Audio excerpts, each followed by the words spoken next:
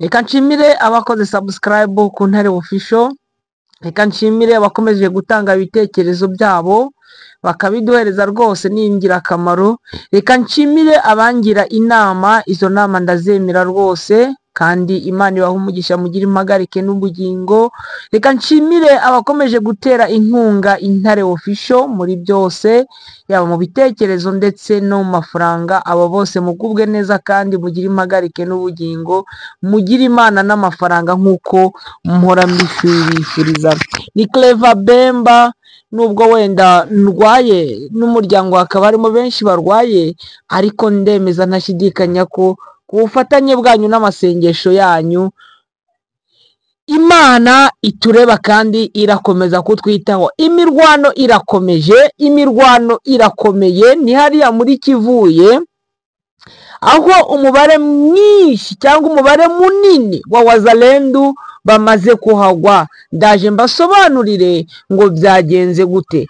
Ni ibintu byatangiye umunsi w'ejo, amakuru nza kuyamenya, barampamagara bambwira ko hari imirwano ndetse ko Wazalendo bari kwikusanya, bari kuva muri iyo hasi iyo bari kwikusanya kugira ngo baze kwataka Intare za Sarambwe hariya muri Kivuye, baze kwiba amahene, baze kwiba inkoko, baze kwiba ipanya, baze gutwara ingutiya, baze gutwara amasutiye, baze gutwara amabucikopa. Murabizi ko ntacyo basiga guhera sabuni kugeza ku munyu.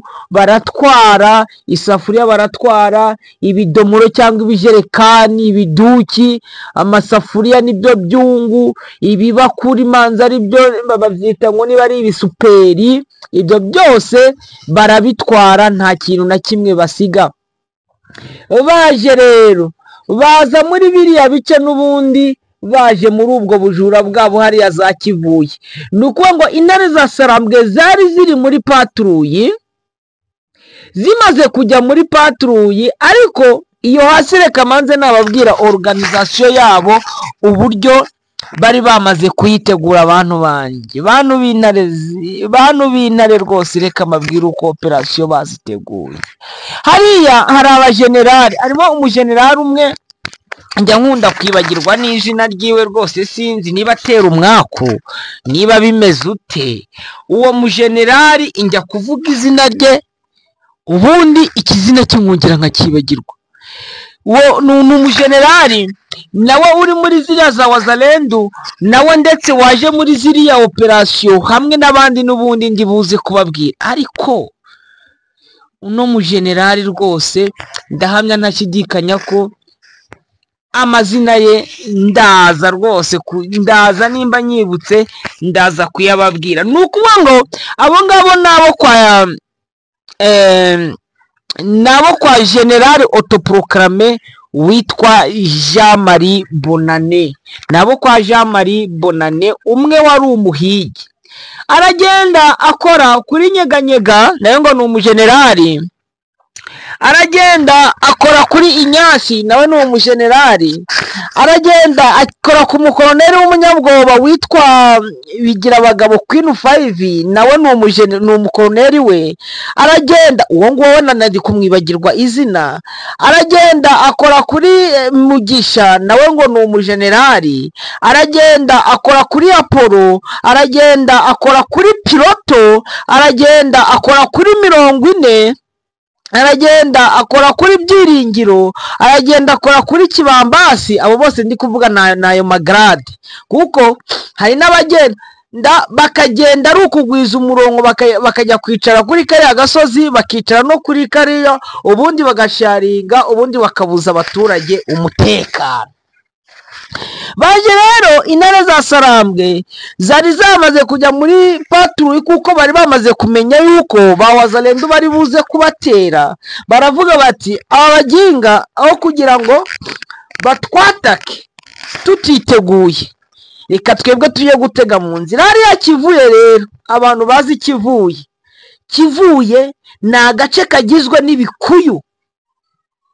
Muri ibyo bikuyu buno nta nka zirimo, inka barariye baragenda baririra, n'ubu ngubu n'izari ziri kuhagira n'ubundi bashakaga kugira ngo bagaruke baze kuzirya. ahatari igikuyu muri Kivuye ni insina.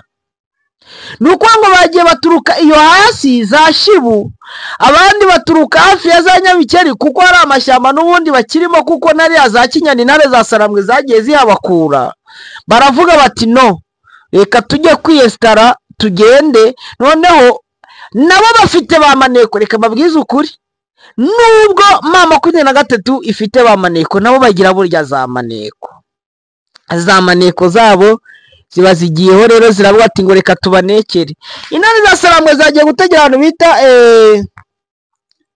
zigeze ahantu gutegera ahantu bita kuri Satani, hari ahantu bita kuri Satani Nyatura, zibaca muri Humye, ahantu bita za Munanira, zirazamuka ziza guhinguka muri Kivuye, ku buryo intare za Sarambwe zagiye kumva zumva munsi yazo nako hejuru yazo mu bundi buce bahariya za Kivuye centre, bumva isasu ryatangiye, bari baje ku bwinshi. Intare za Sarambwe nazo wabizi kugira ngo zitege ahantu nta nzira ihari ngo zirango baranyura muri no nzira, baranyura muri iyi, ariko organisation yabo bayitangiye umunsi w'ejo rwose. Ndetse ejo nimugoroba hari n'ubuce bwa hariya hafi ya za Kivuye bwavugiragamo amasasu. Ndaza noneho mu kanya kugira ngo mbabwire ino operation, nababwira ati ndazanye babwire uburyo imeze. Nibyo nari nakomeje gukurikirana muri zibuka ko muri ya kiganiro makuru bakoreye bwa mbere, nababwiye uko agiye gukurikirana ino situation yahangaha. Ahangaha uri kumva ko bamaze kuhagera, kugeza amagingo yangaya bakaba bakirimo, ariko kuba bakirimo barimo kubera gucunga imirambo n'abakomeretse babuze aho babajyana. Ndagira ngo inze noneho mbabwira uko byaje kubagendekera, rwa rugendo bamaze gutegura. Urwo rugendo se rwaba rwabahiriye?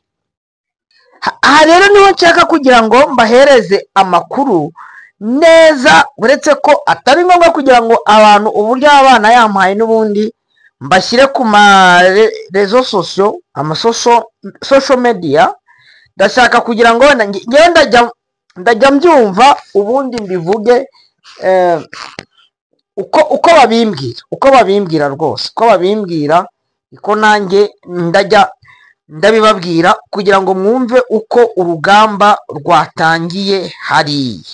Uyu yatangiye ambwira ngo ngo bwakeye ngo sawa ngo Kivuye ni hatari kabisa, ngo hatari sana. Ngo uko dosiye imeze, isasu ryahereye Karumu na Kamiro, ingabo zari ziri Kivuye zagiye muri patrouille. Ingabo za mama 23 zagiye muri patrouille kuko bari bafite amakuru yuko Adu ashobora kuza kwataka.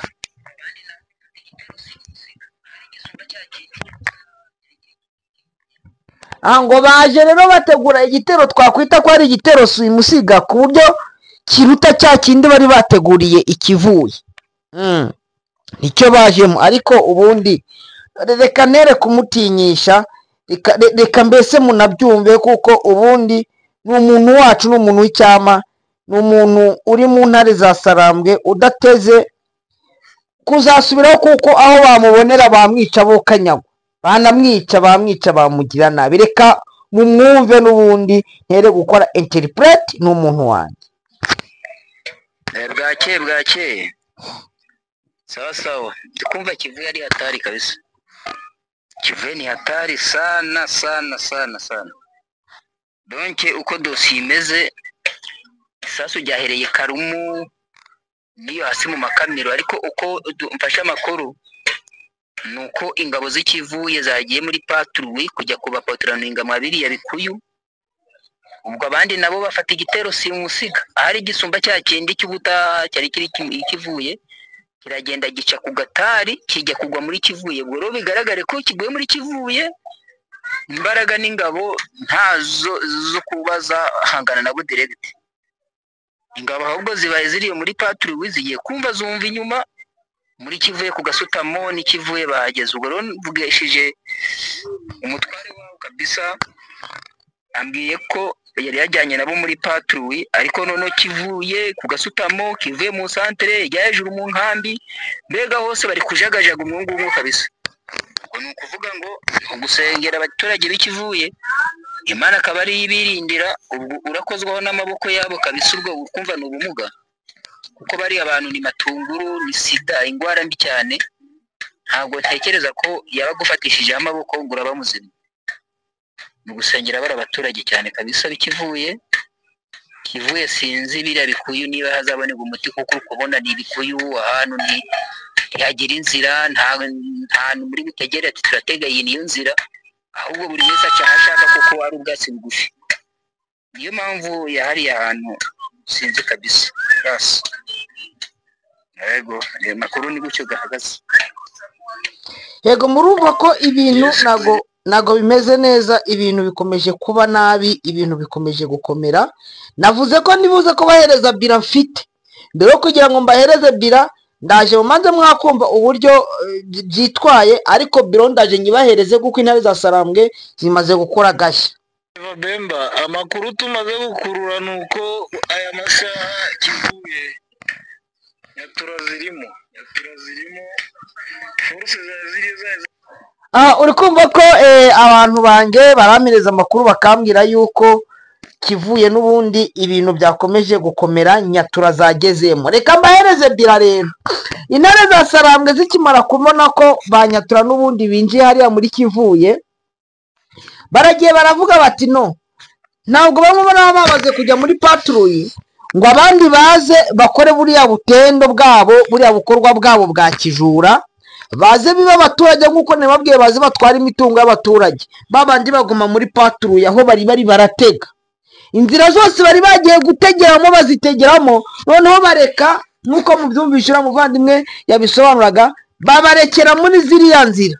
Nako muri buriya navuga harimo centre, hakaza n'udusisiro. Twebwe iwacu tuvyita insisiro, abandi sinzi uburyo babivuga, niba ari imidugudu sinzi uburyo bajya babikoresha. Barabareka.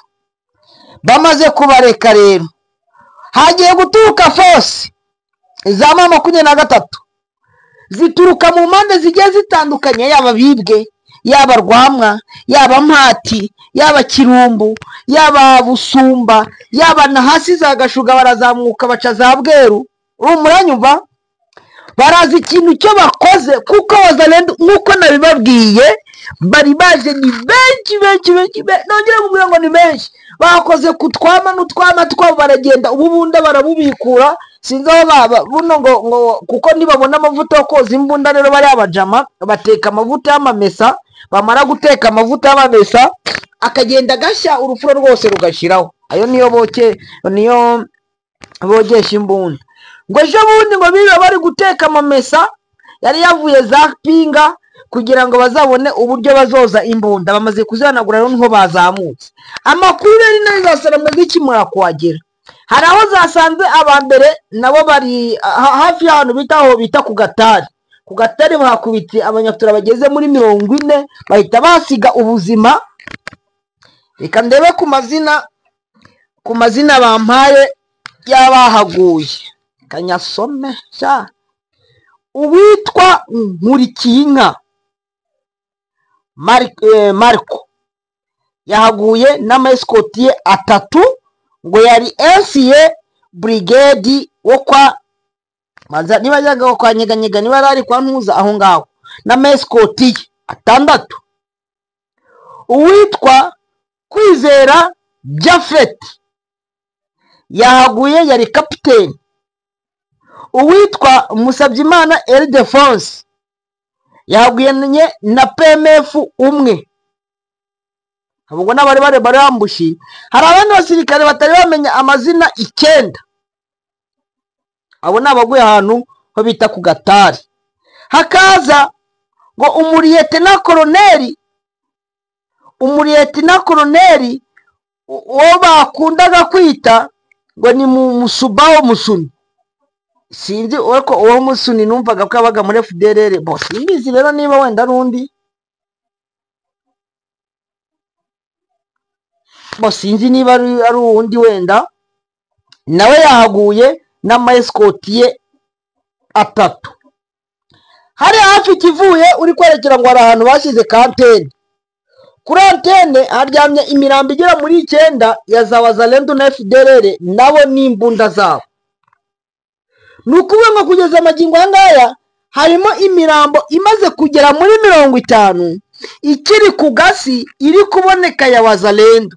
Gusa ntabwo twe twamenya bira y'abasivile, ariko noneho izo za Wazalendo ziri zimwe mu munsi na abandi bari kwihisha ahantu. Intare za Saramwe zikomeje kubahiga. Abantu bazi hariya rwose ndahamya yuko murahazi neza mu buryo hateye n'abakoreye operation nabo ndahamya ko barahazi cyane. Bigenze gutya na gutya, habaye iki niki, ibintu bihindutse gutya na gutya, ubundi nkabibabwira 100% nk'uko mubizi.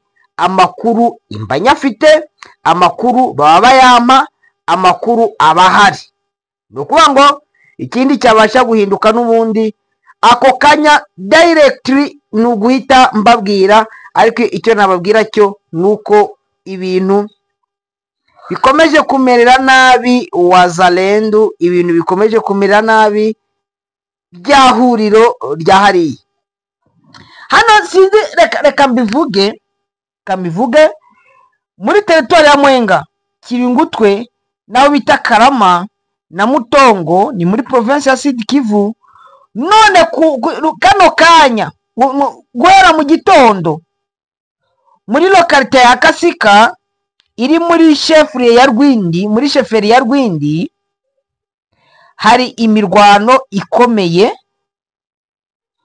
aho mama 23 iri guhondagura Wazalendo bari bashatse kongera kugaruka, kugira ngo mubyumve. Bari bashatse kongera kugaruka.